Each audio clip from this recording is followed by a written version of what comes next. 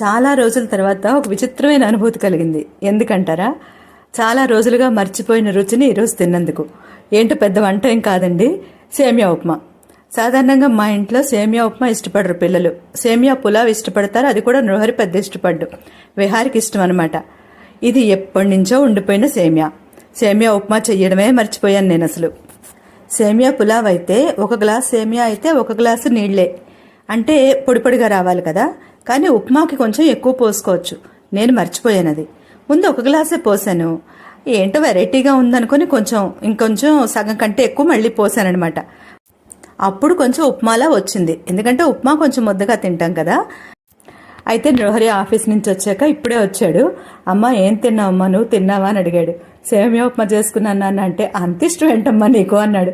ఇష్టం కాదు, మర్చిపోతానేమో డౌట్ వచ్చి ఈరోజు చేసుకున్నాను అంటే వాడంటాడు, సేమియా అంటే ఓన్లీ పాయసానికి తప్ప ఇక దేనికి పనికిరాదు అంటాడు. ఇక ఈరోజు మంచి విషయం ఏంటంటే, ఈరోజు చైత్ర బహుళ ఏకాదశి కదా. సింహాచలంలో రాబోయే అక్షయ తృతీయ నాడు చందనోత్సవం జరుగుతుంది. నిజరూప దర్శనం స్వామిది దొరుకుతుందని అందరికీ తెలిసిన విషయమే. అయితే ఆ నిజరూప దర్శనం అయిన తర్వాత మళ్లీ చందన సమర్పణ చేయడానికి ఈ రోజు నుంచి చందనాన్ని అరగదీసే పని మొదలు పెడతారనమాట.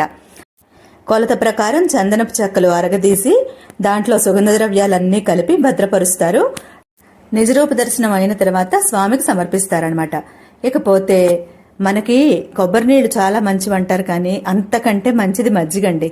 మజ్జిగ ఎలా తాగాలి తెలుసా? వేసంకాలంలో 1 వంతు పెరుగైతే 4 వంతుల కంటే ఎక్కువగా నీళ్లు పోసుకోవాలి. మజ్జిగ అందరికీ ఎంత మంచిదోనండి.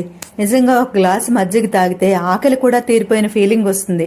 తప్పకుండా ఎండలో ఆడుకొని వచ్చిన పిల్లలకి పల్చటి మజ్జిగ తాగించండి కూల్ డ్రింకులకు బదులు. అందరికీ శుభరాత్రి.